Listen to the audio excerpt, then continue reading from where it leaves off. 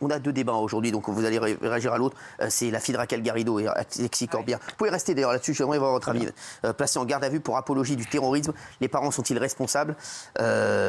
Et oui, elle a été interpellée par les enquêteurs de la brigade de répression de la délinquance contre la personne. Elle est soupçonnée d'apologie du terrorisme et provocation publique et directe non suivie des faits de commettre des atteintes volontaires à la vie. Rappelez-vous une vidéo d'elle avait tourné sur les réseaux sociaux. Regardez.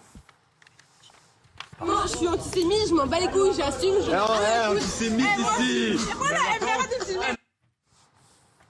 Voilà, on va avoir la réponse de Raquel Garrido, si on peut la mettre, la réaction de Raquel Garrido, qui a donc réagi aujourd'hui. Merci Stanislas Rigaud de venir nous rejoindre, président Génération Zemmour et porte-parole Reconquête. Donc les parents d'Inès, les députés LFI, Raquel Garrido et Alexis Corbière ont réagi cet après-midi via une déclaration commune sur X. Nous voulons tout d'abord exprimer avec émotion notre compréhension et affectation auprès de toutes les personnes choquées à la lecture ou à l'écoute des propos ou expressions qui sont diffusés dans cette affaire. Nous comprenons l'intérêt du public et de la presse pour notre famille. Nous pensons cependant indispensable de faire une stricte distinction entre nous sur lesquelles incombe en tant que personnalité politique de premier plan des obligations de transparence et de rendu de compte, et nos 3 enfants qui non seulement n'ont pas cette obligation à l'égard du public mais doivent au contraire bénéficier d'une protection totale de leur vie privée, de leur intégrité physique et morale, inévitablement mise en danger par la curiosité ou la malveillance suscitée par l'identité de leurs parents. Ça c'est n'importe quoi, excusez-moi, hein, parce que c'est pas, on lui a pas demandé de faire des vidéos. Si elle faisait pas de vidéos, si elle faisait pas des vidéos comme ça, personne n'irait chercher.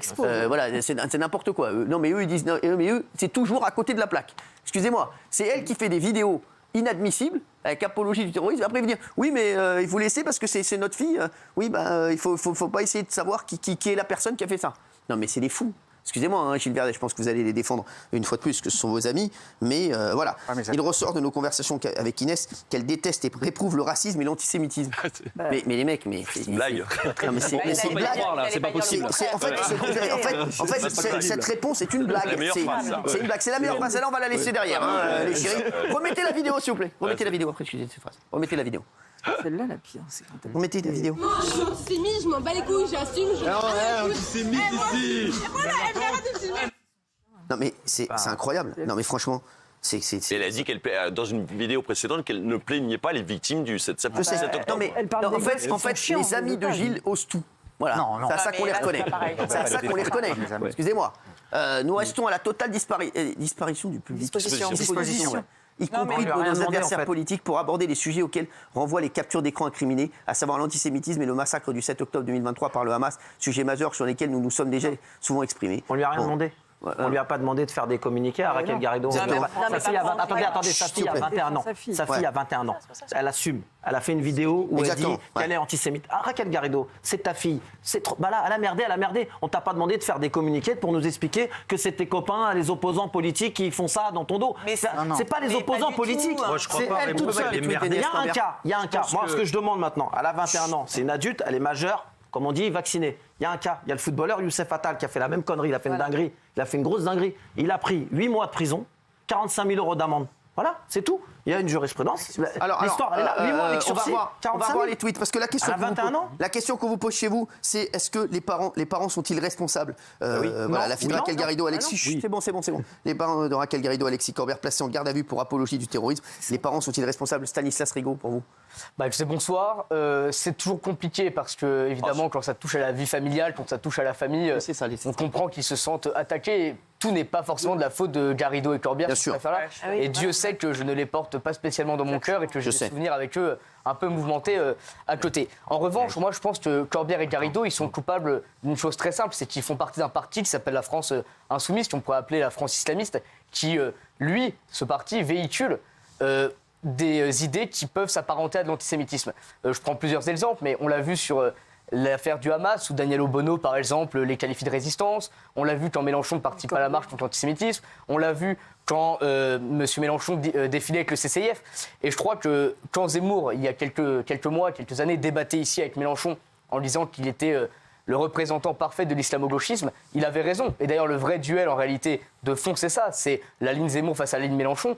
Et quand je vois ce genre de tweet, elle a 21 ans, c'est plus une jeune enfant, elle sait ce qu'elle fait, elle l'assume, elle doit être sanctionnée. Et d'ailleurs, je vais même aller plus loin. Si n'importe quel individu avait fait une vidéo qui avait circulé sur Twitter pour dire la même chose, elle aurait quand même fait du buzz. C'est pas parce que c'est la fille de Garrido et Corbière que cette vidéo fait du buzz. En revanche, c'est ce que j'étais en train de dire. Ce que j'étais en train de dire. Après, je pense que ça aurait fait un petit peu moins de buzz. Parce qu'il y en a plein comme ça. Il y en a plein comme ça. On se serait moins intéressé à elle aussi. Voilà. On va se retrouver dans un instant. On va continuer là-dessus. Puis il y avait Raquel Garrido qui avait dérapé dans Balance ton poste. On s'en rappelle. Ils ont ressorti la vidéo là en fait. Et c'était avec je sais plus quel animateur, mais je peux pas le blairer. Inès Corbière a été interpellée par les enquêteurs de la brigade de répression de la délinquance contre la personne hier. Elle a été placée en garde à vue. Elle est soupçonnée d'apologie du terrorisme et provocation publique et directe, non suivie des faits de commettre des atteintes volontaires à la vie. Elle est mise en cause pour les messages qu'elle a diffusés sur les réseaux en octobre dernier, quelques jours seulement après l'attaque meurtrière du Hamas, ainsi que pour la vidéo que nous venons de voir il y a un instant. Le parquet de Paris a déclaré une enquête est en cours à la suite de signalements adressés au pôle national de lutte contre la haine en ligne par des associations de lutte contre la discrimination. Jean-Michel Maire, vous trouvez que les parents sont responsables? Oui, en quelque sorte, je me trompe peut-être, mais voilà. Déjà, ce que je trouve dans la lettre, c'est qu'ils demandent une certaine décence. C'est vrai qu'on est parents, on a toujours envie de protéger ses enfants, donc je ne peux pas leur reprocher ça. Je ne sais pas s'ils auraient eu ils auraient appelé la même décence si ça avait été le fils d'un autre homme politique de l'autre bord qui avait s'était retrouvé dans une sauce. Je pense qu'ils auraient été les premiers à aller dans le sens de la meute et attaquer l'enfant en question. Deuxièmement, ils disent dans la lettre, je trouve ça un peu facile, genre, on a été discuter avec notre fille dans sa chambre, elle nous a assuré qu'elle était absolument contre toute forme de racisme ou d'antisémitisme.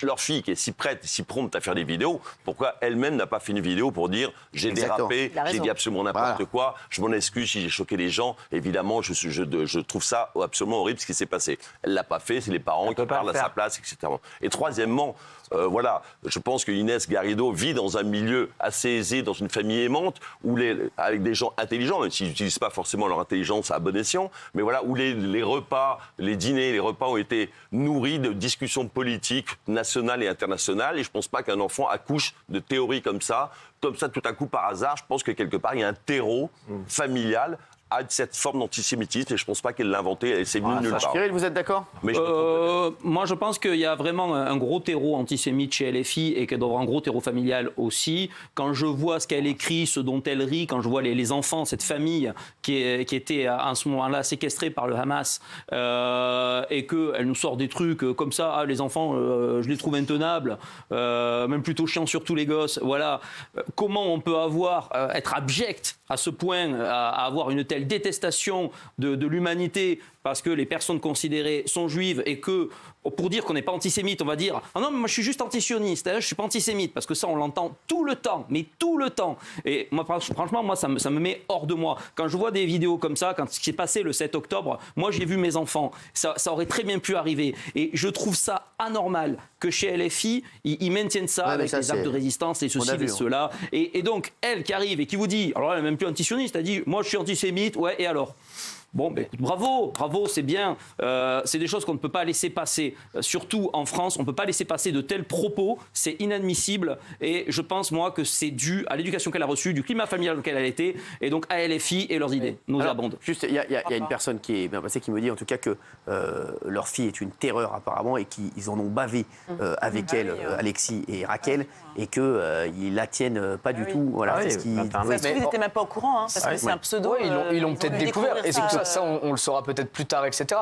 Mais encore une fois, ce qui est intéressant, et je reviens sur ce que vient de dire Jean-Michel Maire, mais quand on voit la France insoumise qui, par exemple, avec une jeune femme comme Marion Maréchal Le Pen, qui est notre tête de liste aux européennes, ils lui font depuis maintenant 30 ans le reproche d'avoir eu comme grand-père Jean-Marie Le Pen. Là, quand c'est un camp qui ne leur plaît pas, quand c'est la droite, alors là, par contre, dès qu'on est la fille ou le fils de quelqu'un, ça tape à tir la volo, ça tire la rideau, ça tire de partout, il n'y a plus de cadeau qui est fait. J'ai vu le débat Mathilde Panot face à Marion Maréchal, elle ne se prive pas une seule seconde de le ramener à ça. Donc je trouve qu'il y a aussi une hypocrisie assez incroyable. Gilles, tu ne penses pas que les parents soient responsables? Pas du tout. Voilà, toi tu penses que leur fille ne la tienne pas. Moi je suis quand même là-dessus, je suis un peu d'accord avec toi. Moi, je pense elle n'a pas été biberonnée à des discours antisémites. Et ce qu'elle a fait est inadmissible. Oui, bien sûr. Inadmissible. Je pense pas. Elle risque la prison, mais je ne crois pas, et je ne suis pas d'accord avec Jean-Michel, sur ce terreau familial antisémite qui aurait préparé à une éducation. Exactement. D'abord, non mais on n'est pas. C'est mon avis. Ils ont condamné les attentats, contrairement à la haute de la LFI. C'est pas un hasard si ça arrive le 14 novembre. C'est pas un hasard si ça arrive à un moment où la France insoumise a tenu des discours extrêmement fallacieux après ce qui s'est passé le 7 octobre, où ils n'ont pas été très clairs vis-à-vis de l'antisémitisme. Donc elle répète que ses parents pensent ou disent... Je pense qu'on est dans un environnement et dans un terreau qui fait que... Je suis pas d'accord avec vous. Mais bon, on va voir. Polska, qu'est-ce que t'en penses? Moi, je pense pas qu'il soit responsable parce que, par exemple, moi, je suis polonaise. En Pologne, il y a beaucoup de racistes. Les gens sont très fermés d'esprit. Ma famille, ils sont très fermés d'esprit. Et quand j'étais plus jeune, je l'étais aussi. Quand j'avais par exemple 10-15 ans, j'étais plus fermée. Mais après, quand on grandit, l'esprit se développe. On a notre propre façon de penser. On comprend que c'est des conneries, tout ça. Et du coup, maintenant, j'ai ma propre façon de penser. Et je pense qu'à son âge, elle aussi, elle devrait avoir sa propre façon de penser. Ouais, moi, toi, tu as du caractère, elle aussi. C'est ça. Voilà. Hugo, tu penses que les parents sont responsables? Moi, je pense que quand déjà tes deux parents sont politiques, c'est déjà un cas assez particulier, et qui sont aussi investis dans leur mission. Ils ont une idéologie qui est très forte, donc je ne peux pas imaginer que leurs enfants n'aient pas participé à des débats houleux autour des tables, des dîners, entendre plein de choses qui ont forgé une opinion très claire.